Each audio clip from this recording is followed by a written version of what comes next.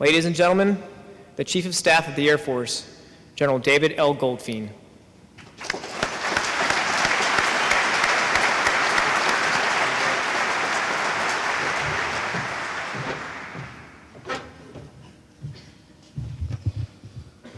Well, good morning. So a few weeks ago when this was on the calendar, my staff walked in and told me, hey sir, unfortunately you're not going to be able to make it because there's a hearing today. And I told them, I said, you want to go through life without many lifelong regrets. And what you need to know is that if I miss this ceremony, I'm going to regret this for years to come. And I'm not sure what they did, but Dr. Lucy, I just want you to know the United States Congress moved their hearing so I could be here.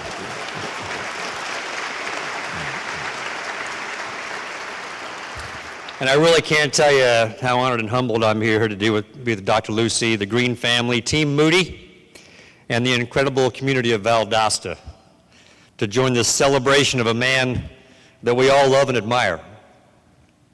For today, we celebrate the fourth P that Georgia boasts of: peanuts, peaches, pecans, and Parker Greene. We all know, he was always an airman at heart.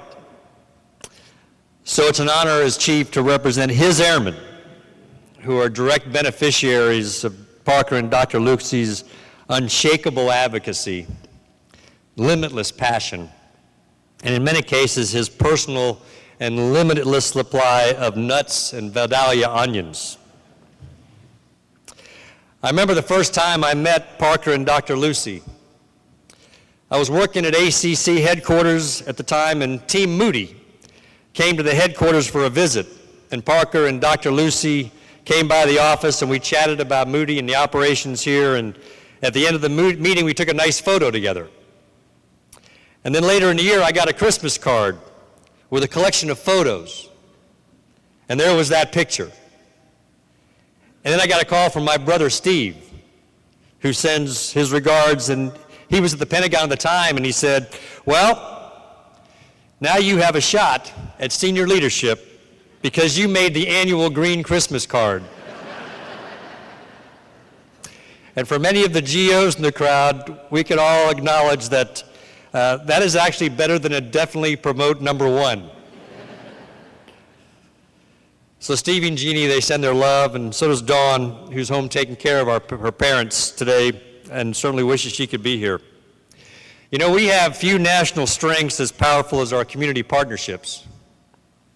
Because while we recruit America's sons and daughters, it's our communities that give our families a home, where we live and work and play. And there's no better example of that warmth and that comfort than Valdosta. So as Chief, I want to thank you for being the gold standard for taking care of our families. A few weeks ago, I was honored to represent the Air Force at the funeral of President Bush. And during the ceremony, as his granddaughters were talking about him, and at the Capitol Rotunda as I watched America pay tribute, as well as looking at all the folks who lined the streets, I think, like all of us, I reflected on what a life of service well lived really means. And it made me want to be a better man, a better husband, a better father, and a better friend. And how great to see General and Mrs. Welsh, who leads the George Bush School in their name at Texas A&M, another great leader who makes us all want to stand taller and be better.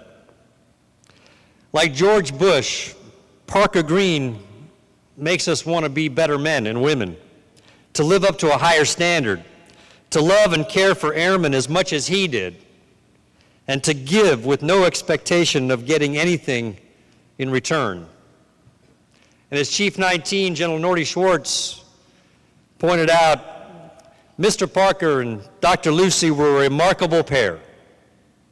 Two loyal, long-time, and enduring champions for our Air Force and for our airmen. And as we get older, we tend to joke that, we have yet to figure out what we want to be when we grow up. But one of our Air Force civic leaders at a Hill Air Force Base, Miss Vicki McCall, jokingly said, when I grow up, I want to be Parker Greene. She first met Mr. Parker 27 years ago as the original members of the ACC Commanders Group. And he became one of her mentors, flying out to Utah to school her on how to BRAC-proof a base. And Miss McCall claimed when folks wanted to know the latest about Moody, they didn't go to the Secretary of Defense or the Chief of Staff of the Air Force, they went to Mr. Parker. And no matter how long he knew someone, he kept each relationship alive. In fact, he gave a whole new meaning to Nut Delight for then Staff Sergeant Andrea Thacker, who's now one of your civilian airmen, Miss Andrea Jenkins in the 23rd Wing Public Affairs Office. When she served in uniform and deployed overseas, he'd send her a box of South Georgia Pecan Company's assorted nuts. Show of hands. How many of us have had the same? Because I know when I was deployed for 2 years as the CFAC, a cheer would go up across Al Udeid when I brought in a box of nuts to share at the KAOC, just a little slice of home. But it didn't stop with me. Dawn, who's like so many of our spouses, was enduring her end of a 2-year deployment, got her box of nuts as well. A little slice of Georgia, delivered from the heart. Dr. Lucy, I don't know if you have any idea how much these packages of love have meant to so many of us. In my office, I have an original candy bomb delivered by Brigadier General Gail Halverson during the Berlin airlift. A message of hope from America delivered by Airman. And right next to it, I have a bag of Georgia peanuts delivered by another great American, a little slice of love. History doesn't always repeat, but it does rhyme now and then. You know, reminiscing of the past, now Major General Chad Franks, a former wing commander here, shared a couple of his top Mr. Parker stories. You see, Parker had been trying for a while to get a sidewalk along the road from Valdosta to the wing.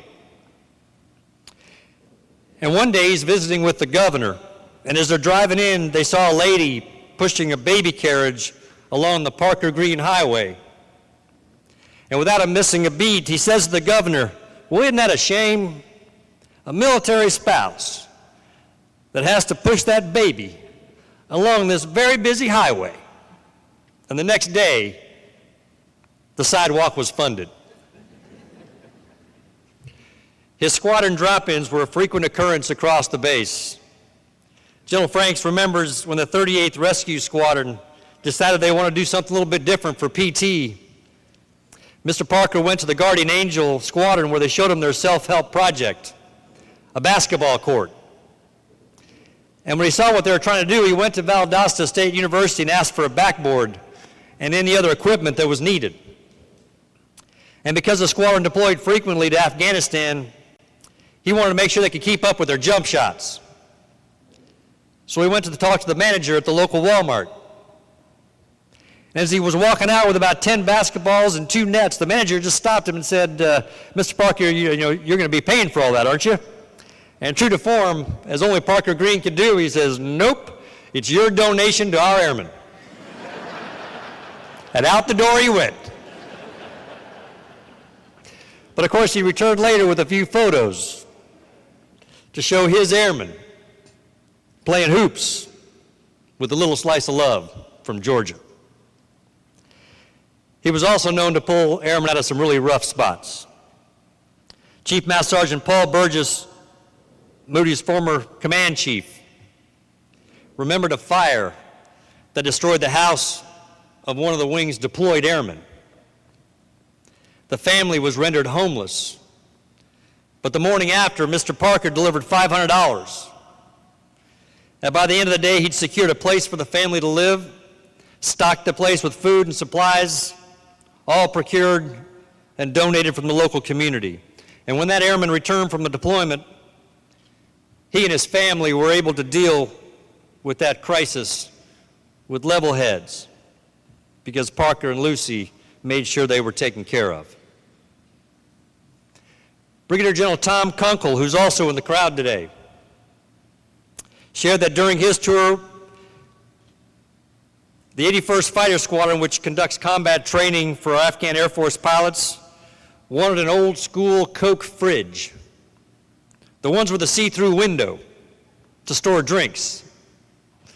So Parker and Dr. Lucy searched high and low across many counties, and sure enough, they found one.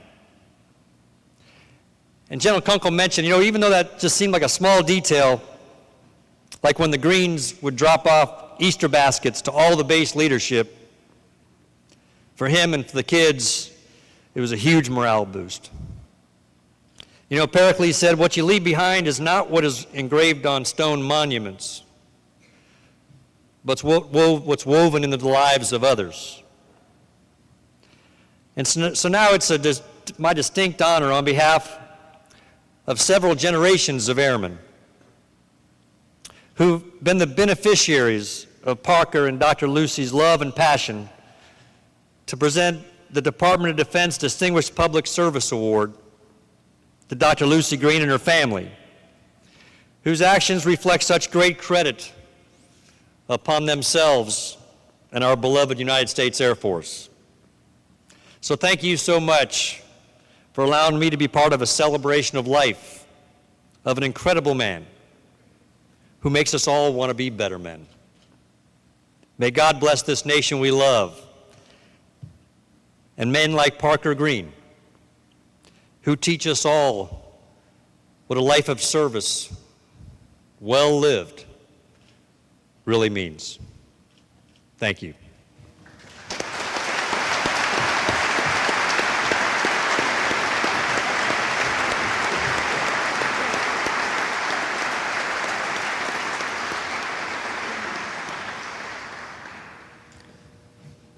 Thank you, General Goldfein.